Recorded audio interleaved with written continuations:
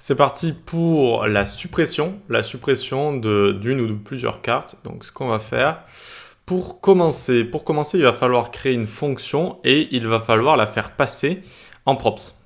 Donc on fait fonction supr_carte. Tac, pour l'instant elle va juste log hello world d'ici. Ok, fonction supr_carte.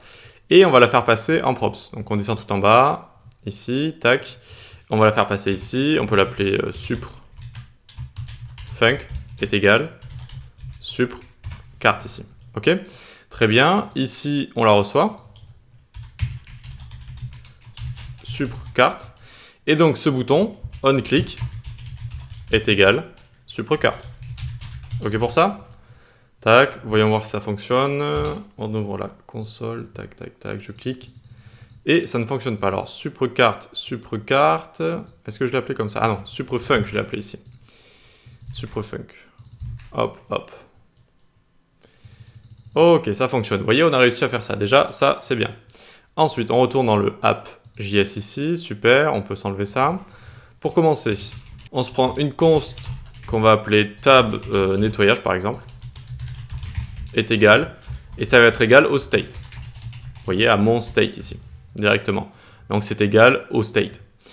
Et maintenant, il va falloir filter la carte sur laquelle nous avons cliqué. Il va falloir filter. On utilise la méthode filter, donc qui va retourner aussi un tableau. C'est comme la méthode map, ça retourne un tableau. Et filter, donc ça retourne un nouveau tableau avec les éléments qui ont passé la condition du filtre. Donc pour ce faire, déjà on peut loguer quelque chose si vous voulez. On va loguer, je l'ai appelé comment? Tab nettoyage, .filter. Et là, ça va être du sport, il va y avoir pas mal de choses. Donc, on a envie de filtrer. À chaque fois, on va avoir un item qui va être l'item courant, donc la valeur courante du tableau, c'est-à-dire chaque élément du tableau. Pour chaque élément du tableau, donc, je vais faire tab nettoyage, .indexOf item. Donc, l'index de l'item sur lequel on est, par exemple, si c'est le premier qui va passer dans la fonction, ça va être l'index 0, par exemple. Si cet index-là, il est strictement différent à tab nettoyage.indexOf, donc de l'index de tab nettoyage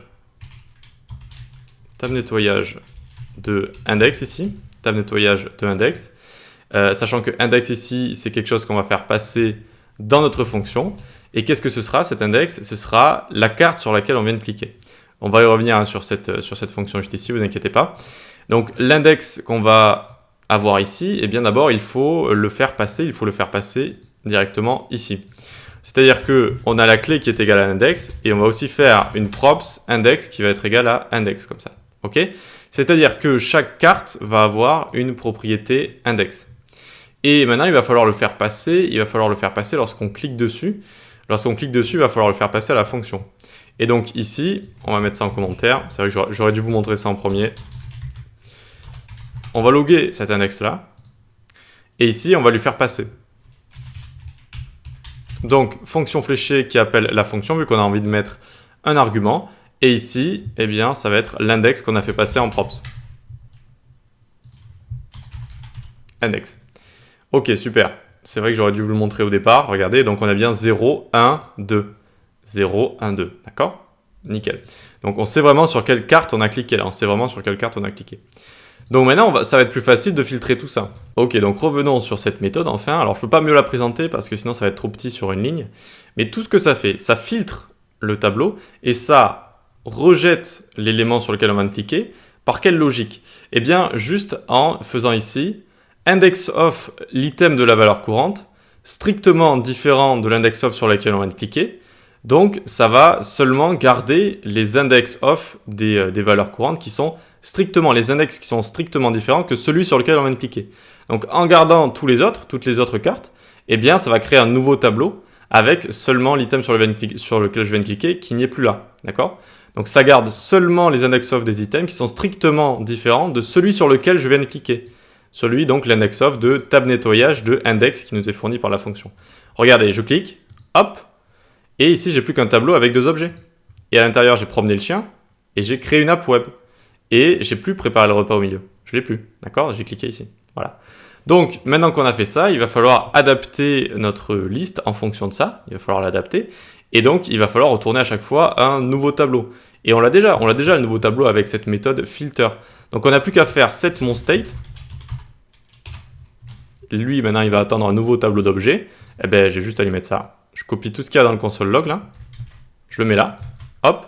Ça, je peux tout mettre en commentaire. Et donc, set mon state va prendre un nouveau tableau avec à chaque fois une tâche en moins, une carte en moins. Et regardez, hop, c'est bon.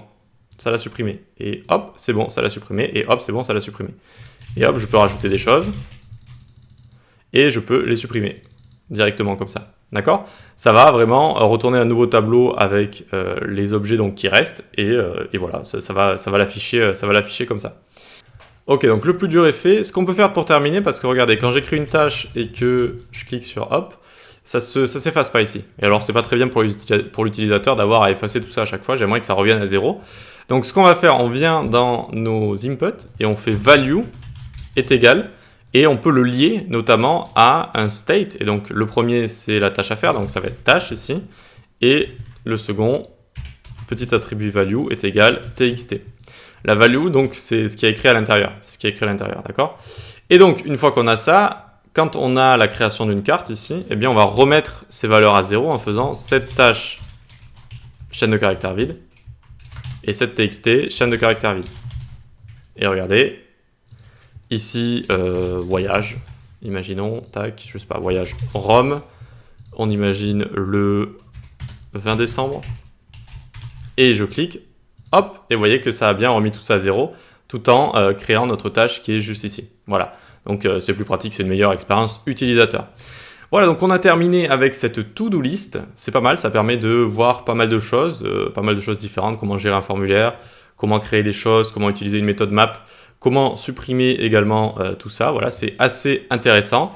Donc c'est une intro à React, évidemment on n'a pas tout vu, mais c'est vraiment, ça peut être assez long. Et je pense que le cours front est déjà assez long comme ça. Donc n'hésitez pas, j'ai un cours sur React, mais sinon vous pouvez aller sur la doc et tout si vous voulez aussi le voir tout seul comme ça, pour aller un petit peu plus loin dans ce framework. Encore une fois, ce qui est bien avec les frameworks, une fois qu'on en a appris un, ça devient beaucoup plus simple de tester les autres et de voir un petit peu celui qui nous plaît le plus, sachant que React est quand même le framework qui est toujours le plus demandé au niveau professionnel.